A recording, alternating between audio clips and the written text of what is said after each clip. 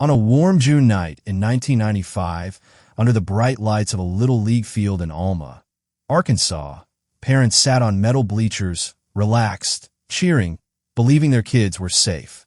Somewhere beyond the edge of the infield, 6-year-old Morgan Nick chased fireflies with 2 other children, her laughter blending into the hum of the crowd and the crack of the bat. Minutes later, the game ended, the kids came back, and the field began to empty. Morgan's friends returned to the stands. Morgan didn't. Her mother, Colleen, walked toward the parking lot expecting to find her daughter by their car, dumping sand from her shoes. Instead, she found an empty space, a silent row of vehicles, and a darkness that suddenly felt hostile. Witnesses would later talk about a red pickup truck with a white camper shell, parked near the children, watching. By the time anyone realized something was wrong, that truck and the little girl who may have been inside it was already gone. This is the story of 6-year-old Morgan Chantal Nick, who vanished on June 9, 1995, from a Little League baseball field in Alma, Arkansas, in a time frame so small it still defies belief. No one saw her struggle. No one heard her scream. One moment she was within sight of her mother. Minutes later, she was a missing child, triggering one of the most haunting investigations in Arkansas history. Want to?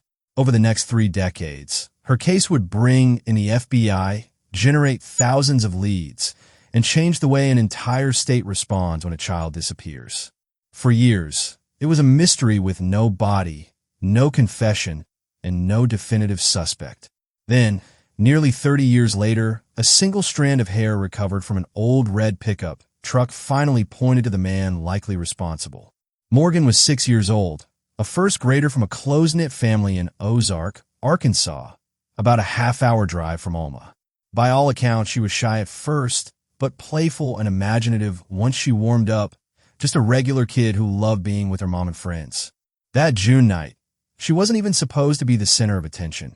She was just there to watch a friend's Little League game with her mother.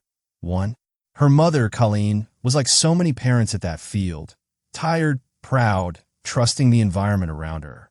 The game on June 9th was meant to be a normal outing, something fun for Morgan at the start of summer vacation. She sat in the bleachers, had snacks, watched the players, and then, as kids do, she got restless. When 2 other children invited her to go catch fireflies in a nearby grassy area by the parking lot, she asked her mom for permission. Colleen hesitated. She could still see the area generally from the stands, but not every single step Morgan would take. Eventually, she said yes, telling Morgan to stay close and come right back. That decision, as ordinary as it seemed in the moment, would become the point in time Colleen replayed for years. But on that night, in that town, letting kids play within shouting distance of the field wasn't unusual. It was normal, until it wasn't. The timeline of Morgan's disappearance is brutally tight. Around 10:30 p.m., Morgan and the other children left the bleachers and headed toward a patch of grass in the parking lot to chase fireflies. The game was still underway, the field lights blazing, parents focused on the last innings. The kids were only a short distance away, near the cars, visible in the general sense, but not under anyone's constant watch. At one point, Morgan was seen near her mother's car, taking off her shoes to empty sand from them. Little details that would later become almost sacred, because they were the final confirmed actions of her life as a free child. There were no security cameras, no cell phone pings, and no digital footprint to follow.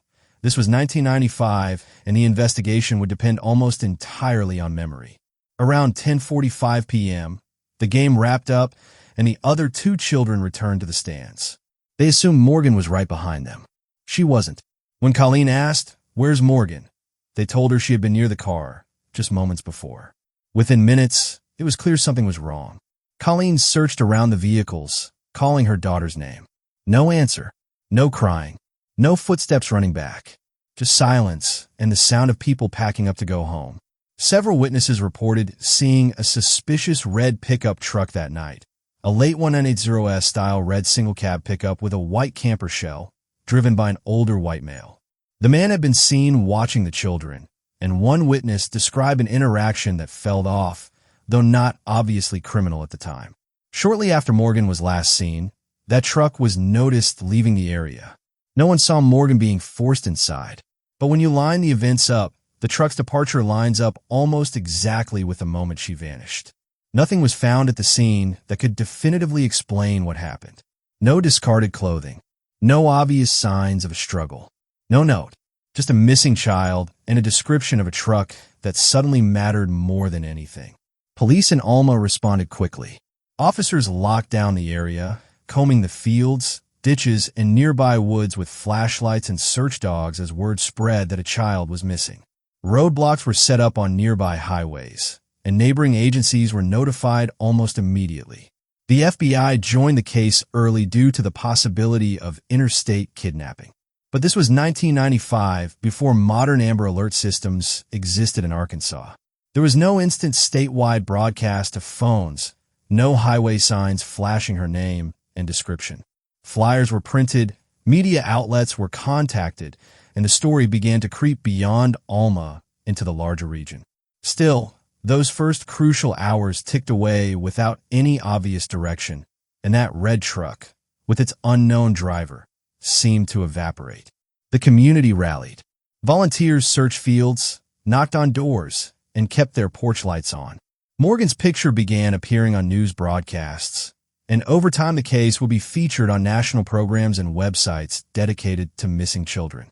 But as the days turned into weeks, no ransom note came, no verified sightings were confirmed, and no one stepped forward to explain what happened in those few minutes by the car. From early on, investigators focused on the red pickup truck and its driver. A composite sketch was created from witness descriptions, showing an older white man with graying hair, average build, driving a red pickup with a white camper shell. Hundreds of similar trucks were checked. Owners were questioned, alibis verified, and vehicles inspected, but nothing solid emerged. Then, in August 1995, another incident caught detectives' attention.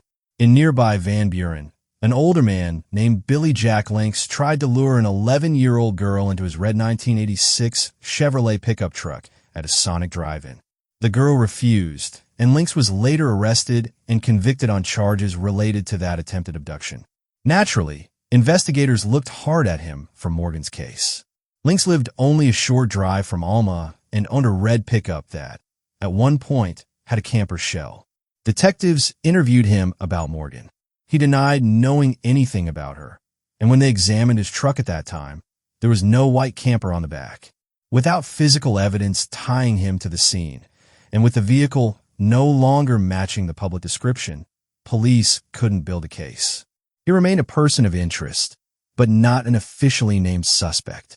Over the years, other leads surfaced, reported sightings, convicted offenders who briefly came under suspicion, even the possibility of a traveling predator passing through the area that night. Each theory was examined, compared against the scant physical evidence and timeline, then either weakened or ruled out. The investigation was active but frustrating, with no body, no confirmed crime scene beyond the parking lot, and no forensic evidence to anchor any one suspect. For a long time, Morgan's case seemed to exist in a cruel limbo, too big to forget, too thin to solve. Then, in 2019, a fresh review of the files brought investigators back to one familiar name, Billy Jack Lynx, who had died in prison in 2000. This time, instead of only looking at his old statements or the composite sketch, they went hunting for something else, his truck. They tracked the 1986 red Chevy through decades of title transfers and eventually located it in the hands of an unsuspecting family who had purchased it with no idea of its history. The family cooperated fully, allowing authorities and the FBI evidence response team to go over the vehicle inch by inch.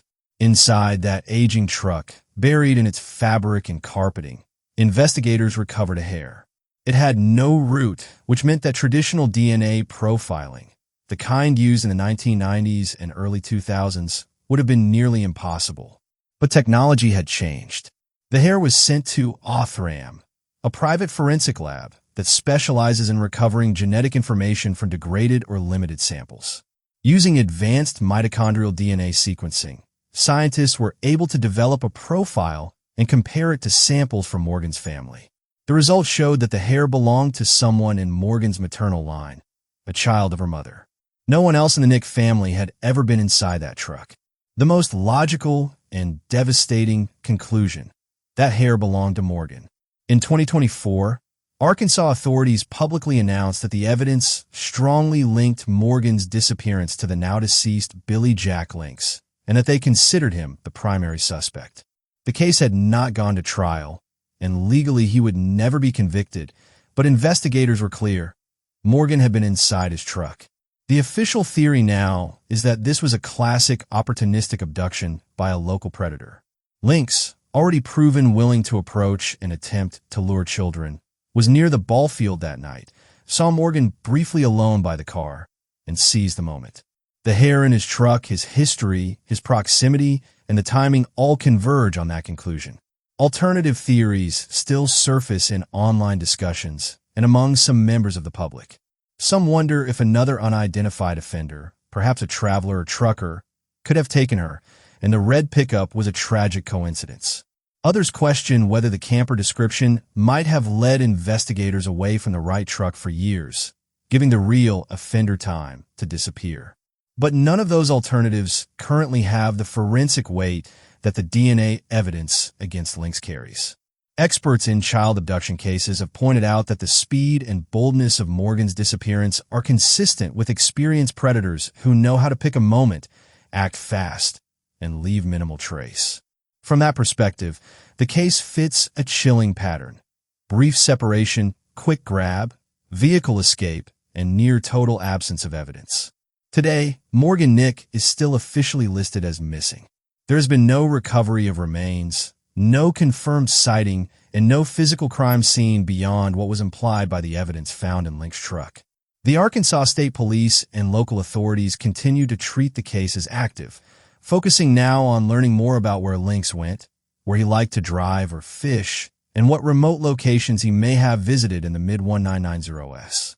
In the years after Morgan vanished, her mother refused to disappear from public view. She founded the Morgan Nick Foundation, dedicated to helping families of missing children and advocating for stronger protections. Arkansas's Child Abduction Alert System is named the Morgan Nick Amber Alert, a constant reminder that her story changed policy and saved lives, even though she never came home. The case has been featured in documentaries and news specials, bringing national attention back to Alma every few years as new developments emerge. Each time, Colleen speaks not only as a grieving mother, but as an advocate, telling the world that as long as answers are missing, the search is not over. On that June night in 1995, the distance between the bleachers and the parking lot was maybe a few dozen steps. For most of the parents there, it was nothing. For Morgan, it was the space where childhood ended. In the time it takes to brush sand from a shoe, someone watched, decided, and acted, and a mother's life split into a before and an after. Decades later, it wasn't an eyewitness, a confession, or a lucky tip that finally pointed toward the truth.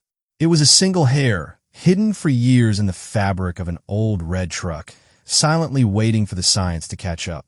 That hair can't tell us exactly what happened after Morgan left the field.